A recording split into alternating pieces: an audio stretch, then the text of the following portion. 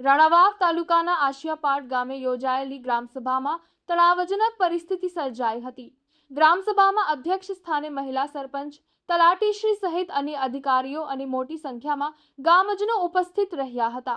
બેઠક દરમિયાન અરજણભાઈએ રજૂઆત કરતાની સાથે જે સરપંચના પતિ અને સસરાએ અપશબ્દો બોલીને અરજણભાઈને પંચાયત ઓફિસમાંથી બહાર કાઢી મૂક્યા હોવાનો આક્ષેપ કરવામાં આવ્યો છે।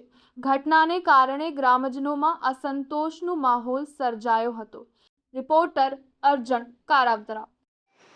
આશિયાપાડ ગામે તારીખ 30/5/2025ના રોજ રાણાવાવ મામલતદાર શ્રી તરફથી જે ડિમોલેશનની કામગીરી કરવામાં આવી એને હું આવકારું છું। સરકાર શ્રીની જમીન હકીકત ખુલ્લી થવી જોઈએ એનો સહકાર આપવા માંગુ છું, એનો કોઈ વિરોધ કરતો નથી। પણ આશિયાપાડ ગામની અંદર મોટા પ્રમાણમાં પેશકદમી હોય, આ કોઈ પણ તંત્ર કે કોઈ અધિકારી કે જવાબદાર વ્યક્તિઓને દેખાતું નથી। માત્ર ને માત્ર રાગ દ્વેષ રાખી અંગત દુશ્મનાવટ કરી જે 2 થી 3 વ્યક્તિઓના ડિમોલેશન કરવામાં આવ્યા છે અને એની મેં આરટીઆઈ કરીને માહિતી માંગતા એમાં ચોખ્ખું દૂધનું દૂધ અને પાણીનું પાણી બહાર આવી ગયું છે, જેનો અમને ન્યાય મળવો જોઈએ, આ અમારી અપેક્ષા છે। જ્યારે મેં મામલતદાર શ્રી પાસેથી આરટીઆઈ કરીને માહિતી માંગી તો માત્ર મને અધૂરી માહિતી આપવામાં આવી છે। બીજા મારા પ્રશ્નોત્તરીના રૂપમાં એને અનાદર કર્યો છે। વેલકમ, કોઈ વાંધો નહીં, મને જે માહિતી મળી મને મંજૂર છે, પણ મળેલી માહિતીની અંદર સૌ ગ્રામજનો હનુમાનગઢ, આશિયાપાડ અને બિલેશ્વર આજુબાજુના 5 ગામની નજર સામે છે કે 30-35 વર્ષથી બધાની જેમ અમારો ત્યાં કબજો છે।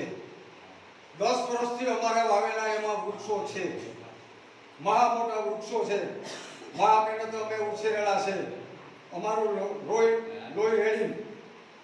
તો છતાં રાણાવાવના મામલતદાર શ્રી જીતુભાઈ ડાભી સાહેબ, નાયબ મામલતદાર રામ સાહેબ કોના ઈશારે, કોના કહેવાથી અમારા 2-3 જણાના ડિમોલેશન કરી અમારી સામે અંગત દુશ્મનાવટ કરેલ છે। આ કાયદેસરની કાર્યવાહી કરી અમને ન્યાય મળવો જોઈએ। આજની ગ્રામ સભામાં અમારી રજૂઆતો છે।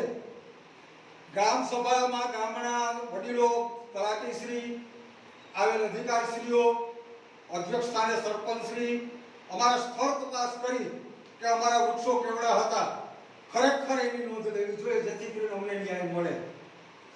મિલીભગત કરી પોતાના બચાવ માટે થઈ અમારા વૃક્ષો એને પંચરોત્તમની નકલની અંદર વર્ષથી 1.5 વર્ષના લખેલા છે, બીજી જગ્યાએ એને ડિમોલેશન કરી કાગળ ઉપર ત્યાં એવો એમાં ઉલ્લેખ કરેલો છે કે આયા 5 થી 5.5 વર્ષના ઘટાદાર વૃક્ષો હતા એટલે અમે નથી પાડ્યા। તો એ વૃક્ષો સ્થળ તપાસ કરો, અમારા વૃક્ષોની સ્થળ તપાસ કરો તો સત્ય હકીકત બહાર આવે। નાના ચકલીના મારા જેવા ગામની અંદર વિખવાદના બીજ રોપવાના આવા અધિકારીઓ કામ કરતા હોય, આવા અધિકારીઓના 2-5 મળેલા ગામની અંદર હોય એટલે આખા ગામની શાંતિ દોડવાનો આ પ્રયાસ થઈ રહ્યો છે। આના માટે થઈને અમારી રજૂઆત છે।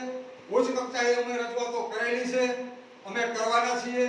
જે પંચોએ અમારા પંચરોજ ગામની અંદર વાયદા વગર જે સહી કરેલી છે એ પણ ગુનાને પાત્ર છે। કાયદા નિયમ મુજબ હર કોઈ વસ્તુ આપણે વાંચીને સાઈન કરવી જોઈએ। આવતીકાલે કોઈ પોલીસ ઇન્સ્પેક્ટર, મામલતદાર યા તો કલેક્ટર કોઈ ખૂન કેસનો કાગળ લખીને કહે કે સહી કરી દો તો આપણે સહી કરી દેવાની। એમાં એની અંદર ઉલ્લેખ હોય કે ભાઈ ખૂન મેં કરેલું છે એવું લખેલું હોય, તમે વાંચો ને સહી કરી દો તો એ કોણ એની અંદર જવાબદાર થયું? હર કોઈ કાગળની અંદર સહી કરવાથી કોઈનો વિરોધ નથી, હક છે દરેકને। વાંચી જાણી કરી અને સહી કરવાની હોય। અમારા પંચરોજ ગામની અંદર અમારી સામે ખુલ્લો ચોખ્ખા શબ્દોમાં અત્યારે કહી શકું, મેં કાગળો લખ્યા છે આગળ, પણ કોઈના નામ જોગ મેં ક્યાંય લખ્યા નથી અને કોઈ સાબિત કરી દે ત્યારે હું ગૌશાળાની અંદર ધર્માદામાં મને કેસો એટલો આપવા તૈયાર છું। પણ અમારા પંચરોજ ગામની અંદર જે નામજોગ જેની સહી કરી છે એ અમારા વિરોધ માટેની વાત છે.